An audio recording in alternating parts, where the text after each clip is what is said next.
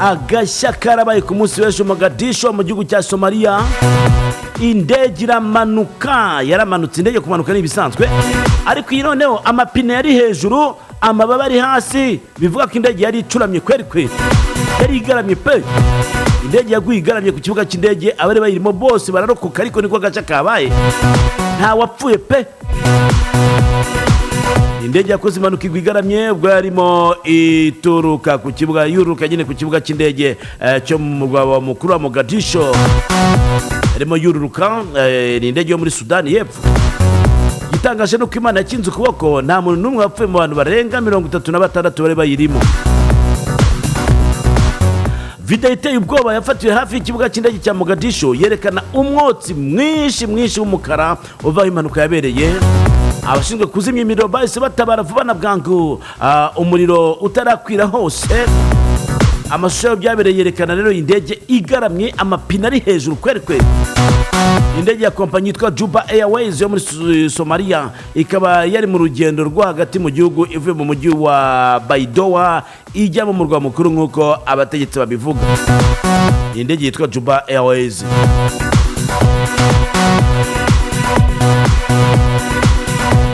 Abantu babakifite inkomoko mu gihugu cya Sudani y'Epfo, ariko ikabikorera mu mirongo y'imbere mu gihugu cya Somalia. Abagenzi n'abakozi bose bayo bararokowe nk'uko bitangazwa n'abayobozi b'ikibuga cy'indege mu kiganiro bagiranye n'ibitangazamakuru bya leta. Gusa icyateye iyi mpanuka ntabwo cyamenyekanye. Amashusho aragaragaza umwotsi uri gucumba mwinshi, ndetse ikikijwe n'abantu bambaye imyenda ya kaki benshi nabo, ndetse n'imodoka zizimya umuriro z'imituku.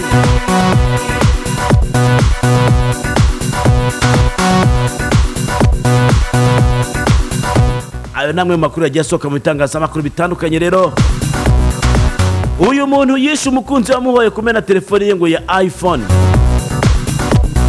Umunyeshuri w'imyaka 22 uzwi nka Gift Oloko yishe umukunzi we kubera iPhone ye yamenye. Ibi byabereye mu gace kitwa Isoko gaherereye mu ntara ya Delta muri Nigeria kuwa gatandatu rero ushize ejo bundi kabisa.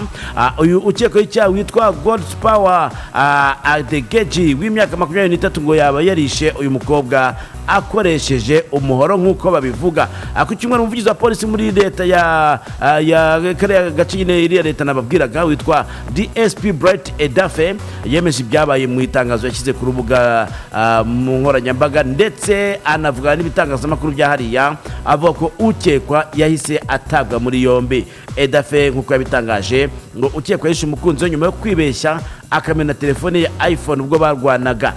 Uyu ni God's Power Indege ukomoka mu karere ka ETV, akaba afite imyaka 23 yishe umukunzi we Gift Oloko w'imyaka 22 muri Ozoro akoresheje umuhoro nyuma yo kumena atabishaka iPhone. Akaba rero nawe yarese atabwa muri yombi.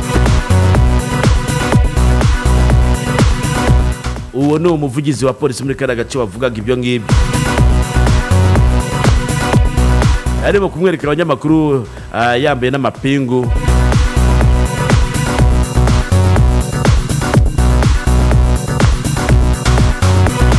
Hano batwa ko amagana n'amagana y'abatuye Tororo bari guhunga kubwo gukeka ko Illuminati yaba ihari kabisa. Abayobozi bo mu nzego zibanze mu gace ka Tororo baravuga ko amagana y'abaturage bamaze guhunga agace kabo batinya kwibasirwa n'imizimu bakeka ko baba bari kwitezwa na bagenzi babo baba bakorana n'itsinda rikunze guhuzwa na Lucifer bita Illuminati. Abaturage bavuga ko bari kwibasirwa n'imizimu ku buryo abagabo n'abagore bari kuba abanyarugomo, abana ku ishuri bakitwara nabi ku buryo birukanwa. Ibi ngo biratuma bakeka ko haba hari bagenzi babo bayobotse Illuminati baba bashakisha ubukire. Witwa Chairman, ubwo ni Chairman wa kimwe mu byaro byaho ngaho cyitwa Wakasiki witwa Opieka Opendi Ojwang yavuze ko ako gace katewe n'imizimu. Agira ati rwose imizimu yateye abantu muri aka gace we bashubwoba ku buryo bamwe bahunze bagakiza ubuzima bwabo. Opieka avuga ko ibi byatumye bamwe mu bahatuye bakeka ko hari bagenzi babo baba barinjiye muri Illuminati bashakisha ubukire. Rero ikinyamakuru Daily Monitor nicyo yabwiye ayo makuru agira ati rwose abana benshi bakijya ku ishuri kuko iyo bagezeyo bahita baba abanyarugomo, abandi bagahita birukanwa. umuturage witwa Kote Osinde we avuga ko ubu abagabo ngo bahunze abagore kuko ababibasiraga kubera iyo myuka mibi. Ati ubu dusigaye tuba twenyine dutinya ko abagore bacu batwica. Mu masengesho kubasabira abagore bavuze ko hari igihe bakoreshwa n'iyo myuka mibi. Uruzgo kuvuga ko abakekwaho koherereza abagenzi babo imyuka mibi bazakurikiranwa byemewe n'amategeko. Bati rwose ibi bintu ntabwo bizakomeza gutya byo guteza abantu imyuka mibi, ahubwo amategeko yazagira icyo abikoraho. Reka tuzabitega amaso turebe. Igihugu cya Iran kiremeza ko gifite ubushobozi bwo gukora igisasu cya kirimbuzi. Igihugu cya Iran gifite ubushobozi bwo gukora igisasu cya kirimbuzi ariko ntikirafata umwanzuro wo kucyubaka kabisa, nk'uko umujyanama mukuru w'umuyobozi w'ikirenga wa Iran Ayatollah Al-Khamenei yabitangarije Al Jazeera. Al Jazeera ni televiziyo y'abanyakata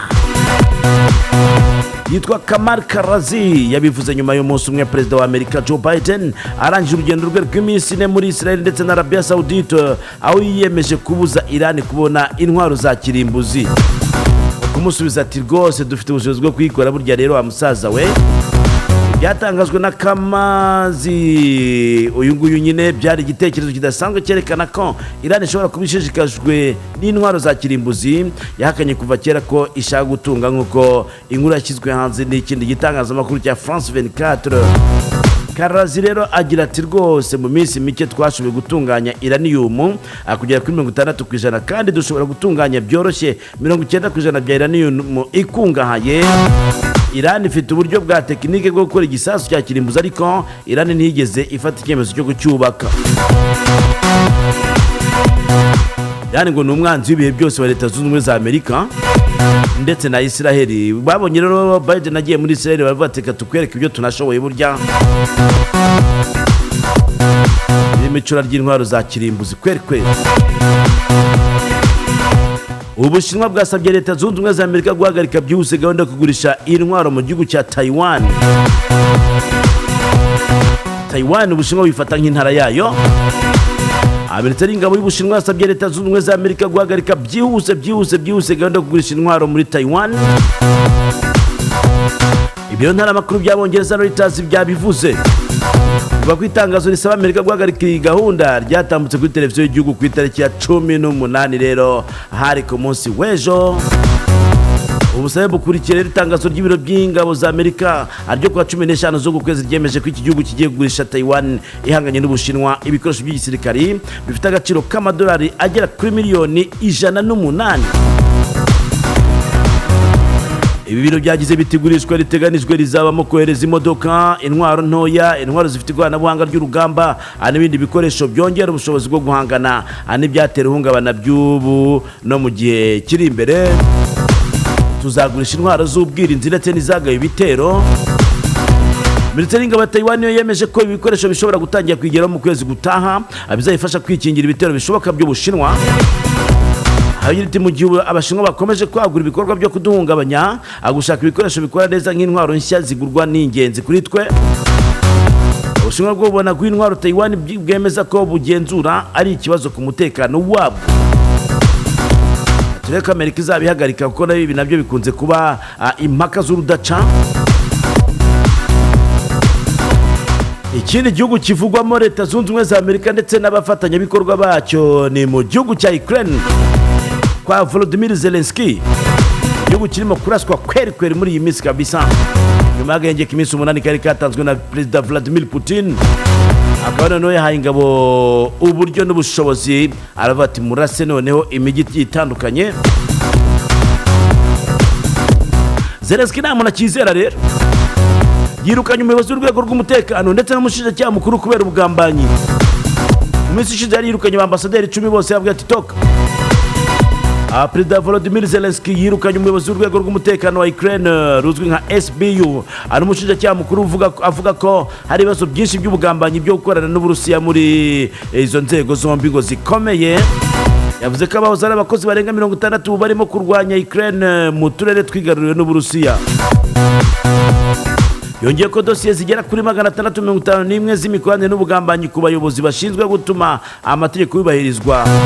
Izo zose ngo azifite, abayobozi birukanwe harimo Ivan Bakanov ndetse na Irine Venediktova ngo uyu nguyu akaba ari wari umushinjacyaha mukuru, ariko bo ntacyo baratangaza ku byemezo bafatiwe nk'uko inkuru yashyizwe hanze na BBC. Mu ijambo rye mu mashusho ryo ku cyumweru gishize, Perezida Zelensky yagize ati ibyaha nk'ibi byibasiye ishingiro ry'umutekano w'igihugu biteye ibibazo bikomeye ku bayobozi bakuru bireba. Perezida wa Ukraine akaba yongeyeho ati buri kibazo muri ibi bibazo kizabona igisubizo gikwiriye. Nta muntu yizera n'umwe, n'abo bari kumwe bose bareba bavuga ati ariko uyu nguyu sinzi.